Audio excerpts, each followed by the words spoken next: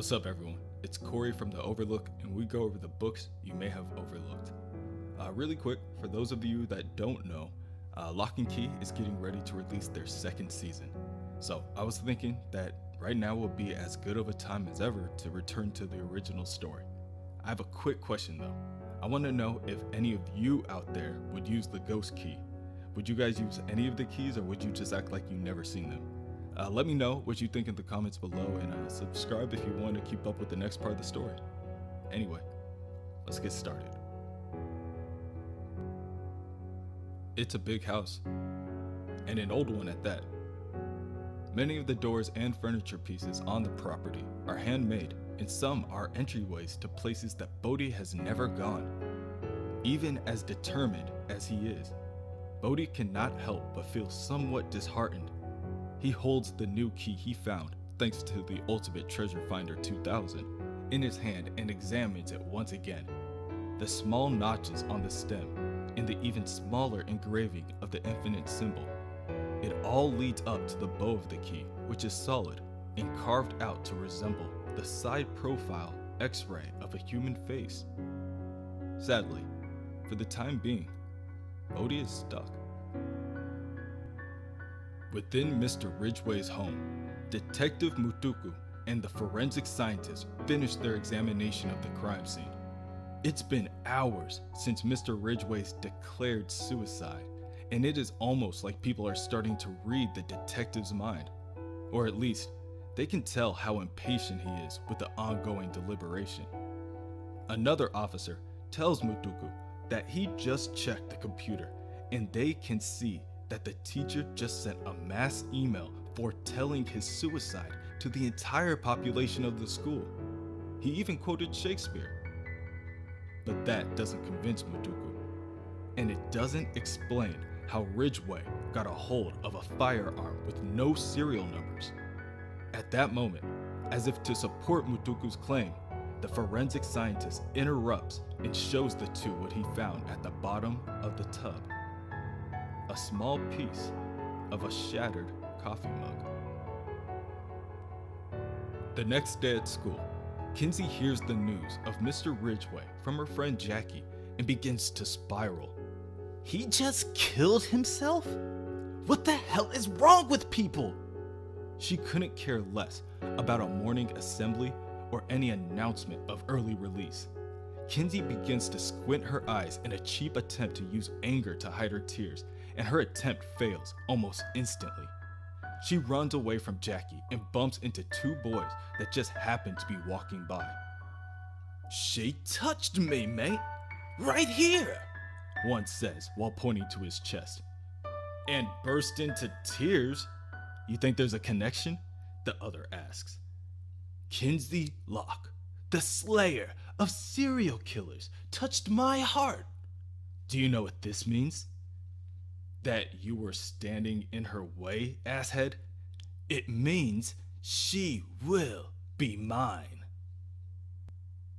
Later, on the beach, Kinsey sits on the side of a small ice cream and fried fish stand. The day is cool, and there's plenty of overcast.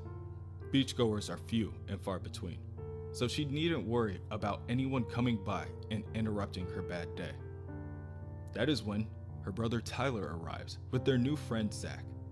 Zach hands her an ice cream cone with a scoop of ice cream as green as her hair, and Kinsey asks, "How do you..." "Jackie said you'd be down here," Tyler tells her, hoping to convey the message that her friends have her back. "What's this?"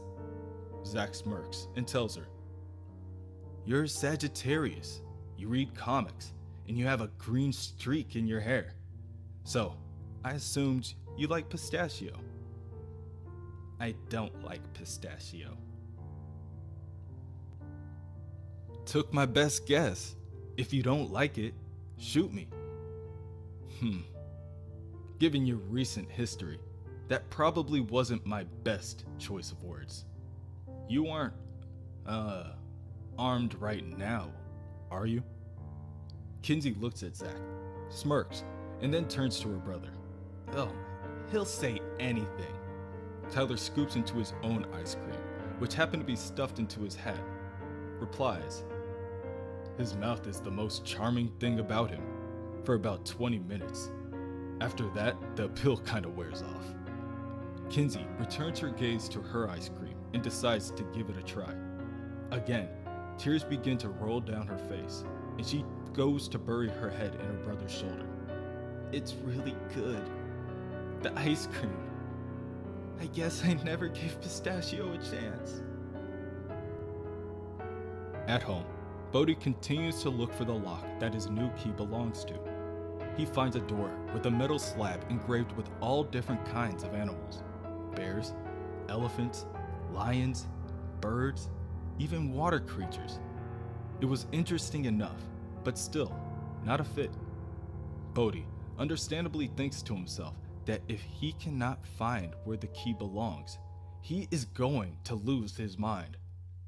He then goes to the highest room in the home, an observatory housing a metal telescope with a keyhole at the base. Unfortunately, Bodhi can't even get into the room. The door is locked too. Bodhi even passes a grandfather clock. The key didn't fit in there either, but the clock itself did give him an idea.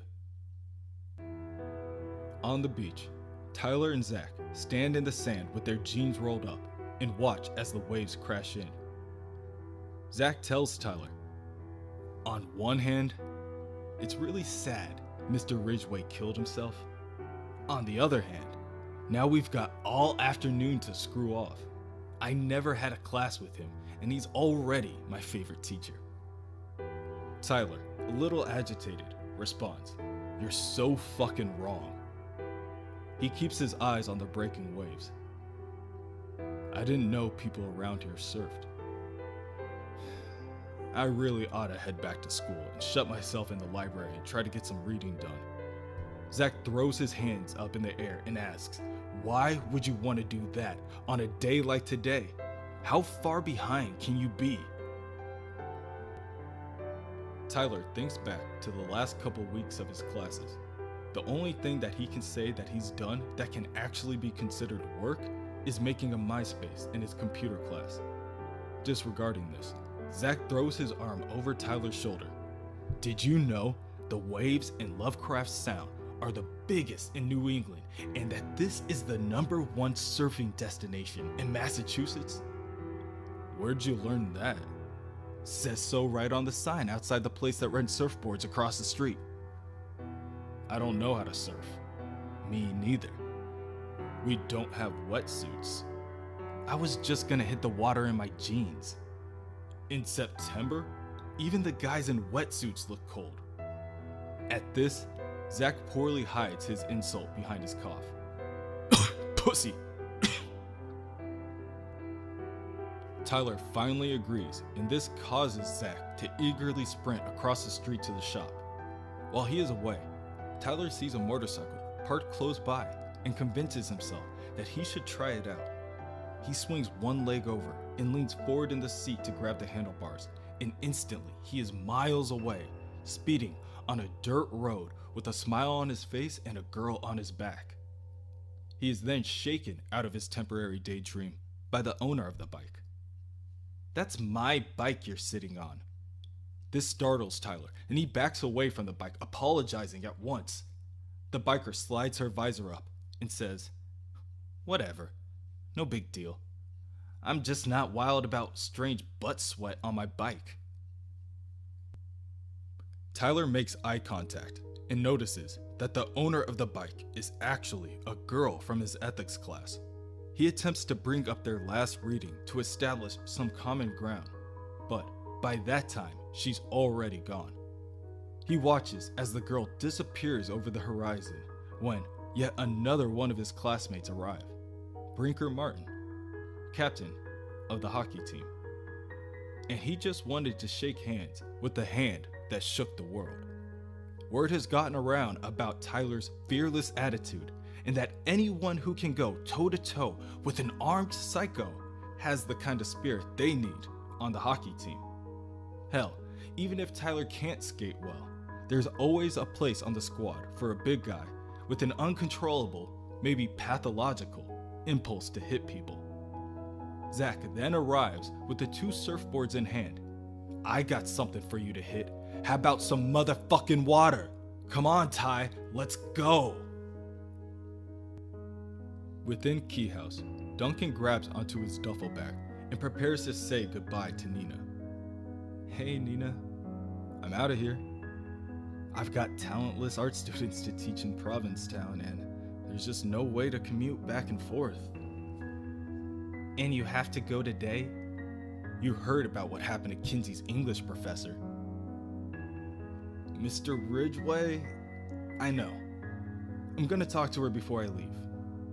Outstanding. I'm sure one talk from you will solve all her personal problems.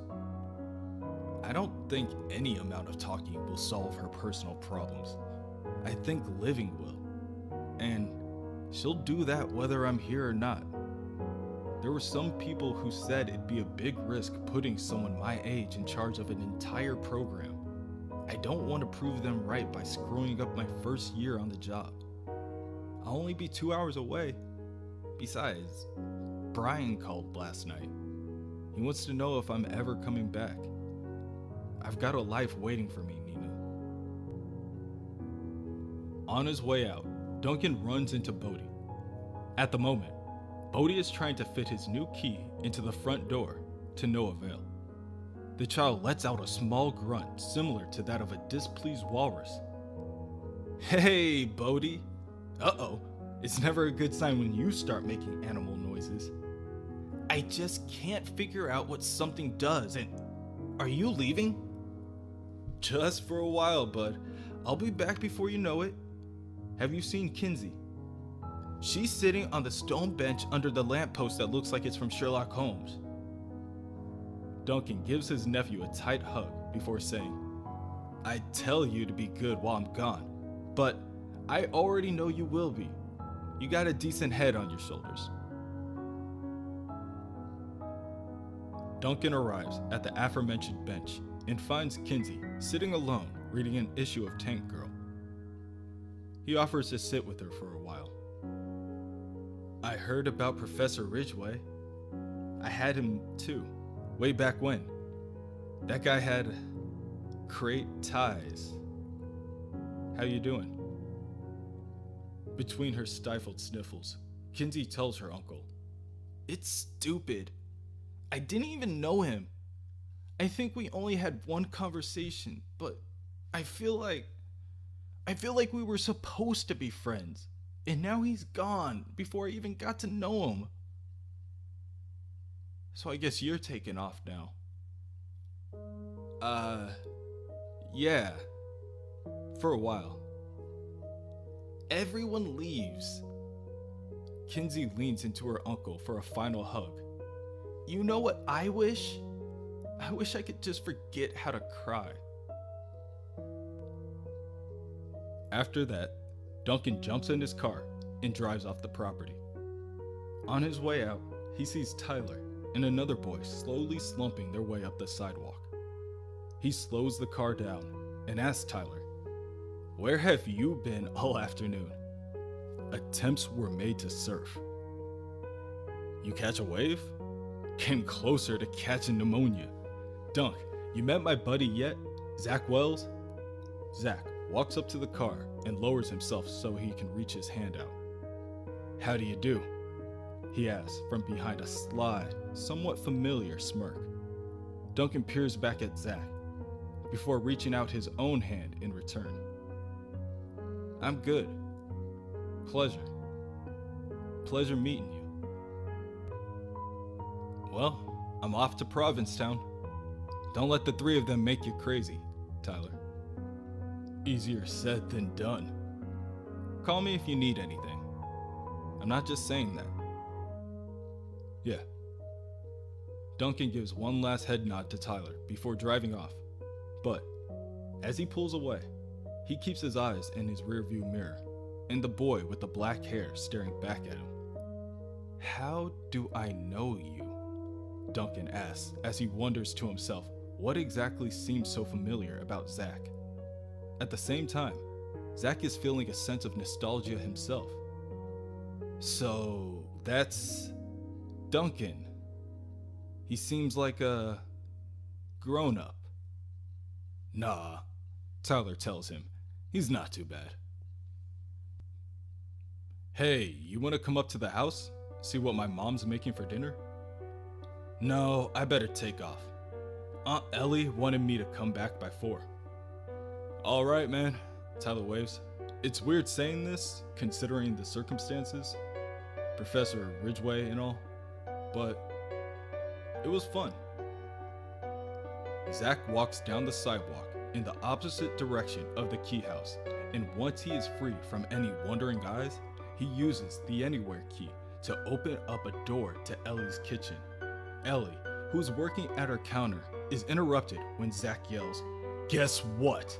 We got more trouble like Joe Ridgeway. Fucking Duncan Locke. We ran into each other and I think he remembered me. Hasn't seen me since he was 8. How the fuck do you like that?" Within the key house, Bodhi jumps up and down in excitement when he sees that his brother has finally returned home. Psst, Tyler, I gotta show you something. You and Kinsey. I found another key like the one that made me into a ghost, only different. Kinsey crosses her arms and scowls at her little brother.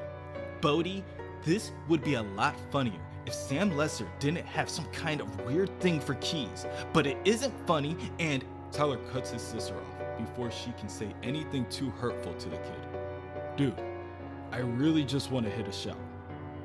Wait, just look. Look what it does. Bodhi lifts the key up to the back of his skull where he found a small keyhole. A large tack signaling the motioning of the tumblers inside the lock is drowned out by an even louder Kinsey. I don't want to look. I don't want to hear any more about... Shh! Lay off, Tyler says quietly while nudging his sister. Okay, Bodhi, show us. Both Kinsey and Tyler's faces transform within an instant to ones of disbelief, bewilderment, and even despair as they watch the top of their little brother's skull vanish. The two are left speechless, and nothing can prepare them for the unexpected shock of hearing the young boy chuckle and say, Yeah, I know. So awesome.